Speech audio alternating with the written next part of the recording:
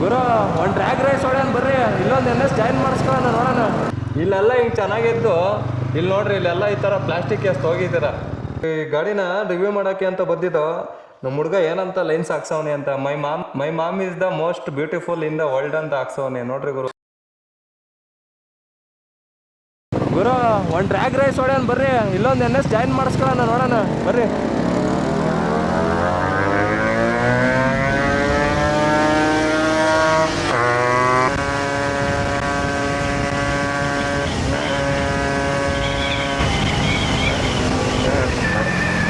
ಇಲ್ಲ ನನ್ಗೆ ಹೊಡಿಯಕ್ಕೆ ಬಂದಿಲ್ಲ ಗಾಡಿನ.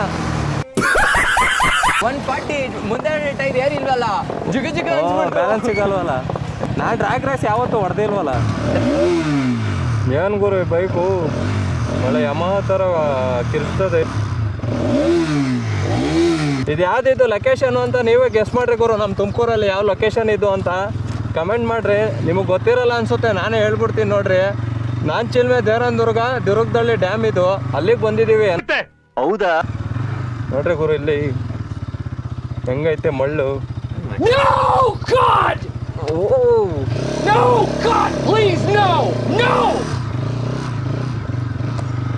ಕಲ್ಕಿನೂ ಬರ್ತಾವನೆ, ನಾನು ತಡೀರಿ ಹೆಂಗೆ ಬರ್ತಾನೆ.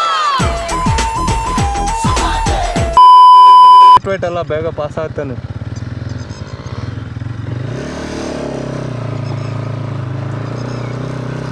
ನೋಡ್ರಿ ಗುರು ಇಲ್ಲೆಲ್ಲ ಏನು ಲೊಕೇಶನ್ ಏನು ಚೆನ್ನಾಗೈತೆ. ಇಲ್ಲೆಲ್ಲ ಹಿಂಗೆ ಚೆನ್ನಾಗಿದ್ದು, ಇಲ್ಲಿ ನೋಡ್ರಿ ಇಲ್ಲೆಲ್ಲ ಈ ಥರ ಪ್ಲಾಸ್ಟಿಕ್ ಎಷ್ಟು ಹೋಗಿದ್ದೀರ. ಈ ಥರ ಎಲ್ಲ ಬರ್ತೀರ ಓಕೆ, ಫೋಟೋ ತೆಗಿಸ್ಕೊಂತೀರ ಓಕೆ. ಈ ಥರ ಎಲ್ಲ ತಿಂದಿದ್ದು ವಾಪಸ್ ಎತ್ಕೊಂಡು ಹೋಗಲ್ಲ ಗುರು. ನೋಡ್ರಿ ಇಲ್ಲೆಲ್ಲ ಬಲೂನ್ ಪೀಸು ಎಲ್ಲ ಅಲ್ಲಲ್ಲೇ ಸೆಲೆಬ್ರೇಟ್ ಮಾಡವ್ರೆ, ಅಲ್ಲೇ ಹಂಗೆ ಬಿಟ್ಟು ಹೋಗ್ಬಿಟ್ಟವ್ರೆಲ್ಲ. ಈ ಬಡತವಿಂದ ದೇಶ ಉದ್ಧಾರ ಆಯ್ತದ.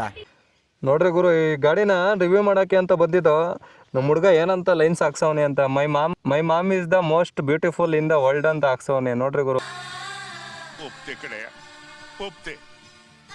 ಬಾಯ್ಸ್ ಎಮೋಷನ್ ಎಷ್ಟು ಅವ್ರ ಅಮ್ಮದಿರ ಮೇಲೆ ಪ್ರೀತಿ ಇರುತ್ತೆ ಬಾಯ್ಸ್ಗೆ ಅಂತ ಇಲ್ಲೇ ಗೊತ್ತಾಗುತ್ತೆ.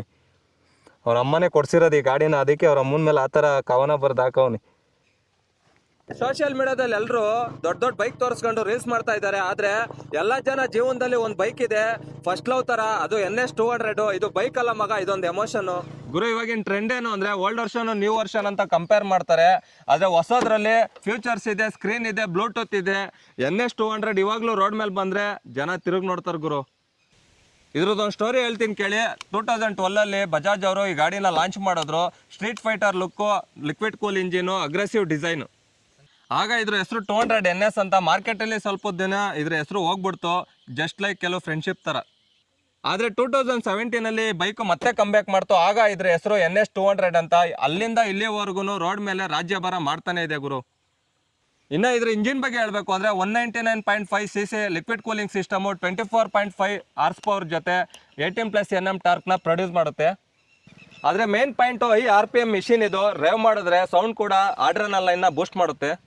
ಸಿಟಿಯಲ್ಲಿ ಸ್ಮೂತು, ಹೈವೇಲಿ ಸ್ಟೇಬಲ್ಲು, ಕಾರ್ನರಲ್ಲಿ ಅಗ್ರೆಸಿವ್ ಆಗಿ ಬೆಂಡ್ ಆಗುತ್ತೆ. ಈ ಗಾಡಿ ವೆಯ್ಟು ಅರೌಂಡ್ 158 kg ಇದೆ. Controlling full easy.